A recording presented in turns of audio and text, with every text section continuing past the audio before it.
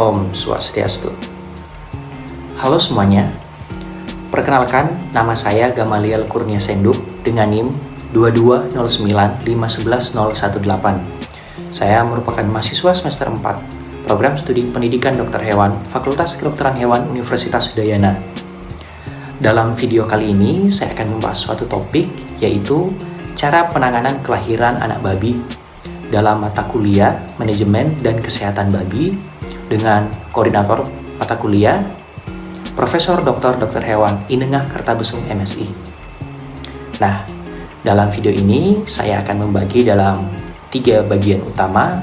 Yang pertama, yakni persiapan sebelum kelahiran. Yang kedua, tata laksana proses kelahiran. Dan yang ketiga, penanganan pasca kelahiran. Untuk itu, selamat menonton dan selamat menyaksikan. Nah, kita masuk pada pembahasan yang pertama, yaitu persiapan sebelum melahirkan. Di mana hal pertama yang harus disiapkan yaitu adalah kandang. Tentu kandang ini berfungsi sebagai tempat untuk induk dan anak-anaknya tinggali selama proses melahirkan. Nah, kandang bisa menggunakan kandang besi maupun kandang beton. Yang penting tetap memperhatikan aspek kenyamanan, keamanan, dan keselamatan dari babi induk serta anak-anaknya nanti. Nah, bisa dilihat pada gambar di samping telah tertera model kandang beserta ukuran dan beberapa persyaratan lainnya yang diperlukan. Selain itu, hal yang harus kita ketahui juga bahwa ada baiknya kita memindahkan babi ke kandang partus kurang lebih 3-4 hari sebelum masa partus dimulai, atau 1 minggu untuk babi yang pertama kali mengalami partus. Nah, hal lain juga yang harus kita ketahui yaitu masa kebuntingan babi berlangsung selama 115 hari. Nah, selanjutnya yang kedua, perlu kita persiapkan juga lampu pijar. Lampu pijar ini berfungsi untuk menjaga suhu anak babi tetap stabil dan hangat. Nah, untuk anak babi sendiri, suhunya itu berkisar di antara 35-37 derajat Celcius. Dan untuk daya terangnya pada siang hari itu 50 watt, sedangkan pada malam hari 70-100 watt. Nah, yang ketiga, bila diperlukan kita bisa mempersiapkan juga skam padi, di mana skam padi ini berfungsi memberi kelembutan dan menjaga kehangatan lantai kandang, khususnya kandang anak babi. Nah, hal lainnya yang harus diperhatikan sebelum menjelang masa partus tentunya aspek kepenuhan gizi dan nutrisi, seperti energi, protein dan asam amino, lemak dan asam lemak, karbohidrat dan serat kasar, mineral, vitamin, dan air. Karena pemberian pakan harus disesuaikan dengan standar formulasi untuk pakan induk babi bunting, sehingga nutrisi yang dibutuhkan terpenuhi dan tidak berlebihan. Sebab bila gizinya juga tak tercukupi, bisa berdampak pada proses kelahiran dan berdampak buruk pada janin dalam kandungan. Nah, topik kedua yaitu proses kelahiran. Proses kelahiran ini biasanya ditandai dengan 3 stadium, yaitu stadium persiapan, stadium pembukaan, dan stadium pelepasan. Yang pertama, stadium persiapan. Pada stadium ini dicirikan dengan posisi perut yang mulai turun ke bawah, urat daging di sekitar vulva mengendor, vulva membengkak warna merah dan keluar lendir, ambing mengeras dan puting kebiruan, nafsu makan mulai menurun, mulai membuat sarang, kemudian bersikap gelisah dan sering bangun tidur. Kemudian jika putingnya dipencet dan keluar air susu, itu menandakan bahwa proses kelahiran sudah dekat. Yang kedua yaitu stadium pembukaan.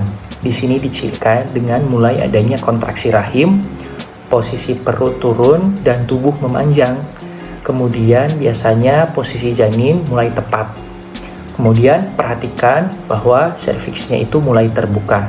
Dan perlu diwaspadai bila serviks tidak bisa terbuka karena bisa mengganggu proses kelahiran, sehingga harus dilakukan tindakan sesar. Nah, yang ketiga yaitu stadium pelepasan. Pada stadium pelepasan, janin mulai keluar dan pastikan selama proses kelahiran, induk babi selalu dalam keadaan berbaring. dan kondisi kandang dan lingkungan sekitar itu harus dalam keadaan tenang. Proses kelahiran berlangsung secara normal 1-12 jam dan apabila ada penundaan kelahiran disebabkan kekurangan hormonal, maka perlu diinjeksi oksitosin atau jenis obat lain dengan aktivitas oksitoksik.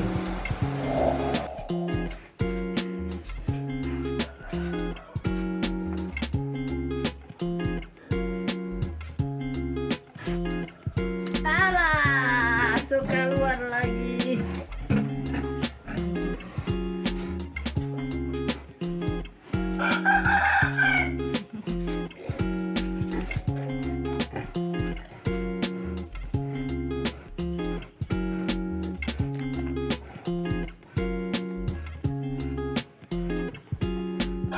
Selanjutnya, setelah proses melahirkan selesai, yaitu masuk pada topik penanganan pasca kelahiran, di mana di sini menangani induk dan juga menangani anak-anak babi. Nah, setelah proses melahirkan selesai, itu akan keluar plasenta. Namun, plasenta tersebut jangan sampai termakan oleh induk, sebab bisa menyebabkan gangguan pada usus dan menyebabkan sifat kanibalisme. Kemudian, biarkan induk untuk beristirahat, namun jangan juga sampai terlalu lama untuk berbaring. Nah, pada anak babi, bersihkan selaput lendir yang ada di rongga mulut, hidung, atau juga badan. Walaupun pada nantinya, selaput lendir ini bisa hilang dengan sendirinya. Kemudian, usahakan agar anak babi bisa segera menyusu. Nah, kemudian terdapat beberapa proses perawatan pada anak babi. Yang pertama itu pemotongan tali pusar, di mana ini bertujuan untuk mencegah adanya infeksi. Caranya yang pertama yaitu ikat tali pusar kira-kira 2 cm dari pangkal dengan seutas benang steril untuk meyakinkan tidak ada bahaya karena pendarahan melalui arteri tali pusar. Kedua, potong tali pusar dengan gunting atau pisau di bawah ikatan dan oleskan di tempat pemotongan tali pusar dengan iodium tinctur keras untuk mencegah infeksi atau sakit pada tali pusar. Nah, yang kedua yaitu pemotongan gigi. Nah, biasanya anak babi yang baru lahir itu memiliki gigi yang tajam.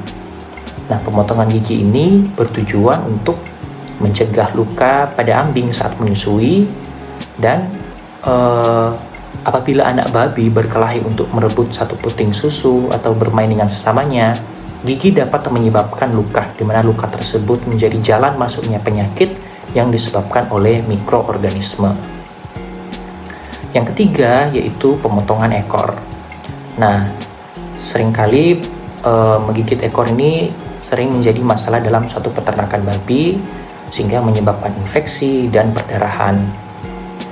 Nah, panjang ekor yang dipotong dapat dari ujung hingga pangkal, tapi biasanya cukup untuk memotong 2/3 atau hingga 3/4 dari ekor tersebut.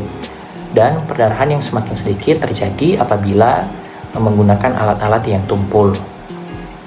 Selanjutnya yaitu mendapatkan kolostrum.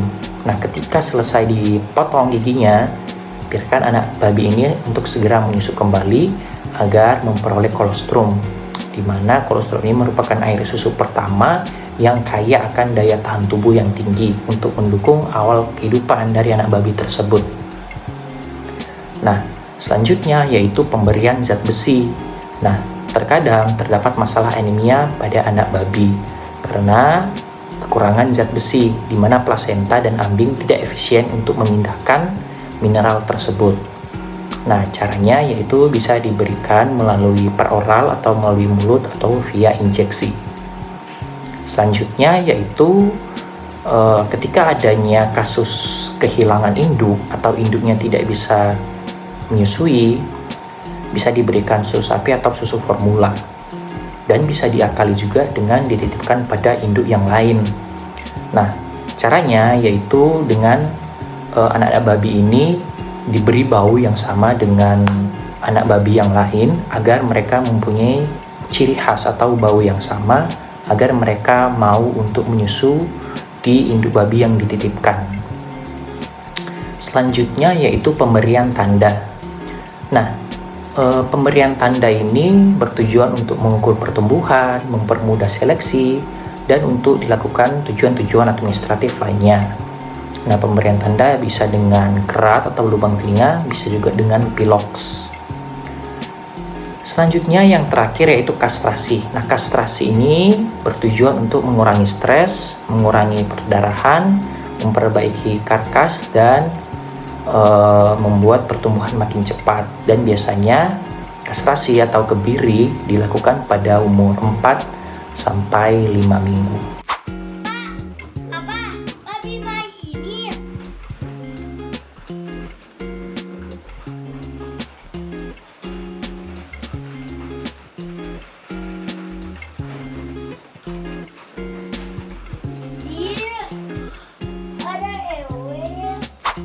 Oke, sekarang kita masuk pada kesimpulan. Jadi, pada video ini atau pada materi ini, topik yang pertama yaitu adalah persiapan sebelum kelahiran yang terdiri dari persiapan kandang, lampu, sekam padi, serta pemenuhan nutrisi dan gizi dari induk babi.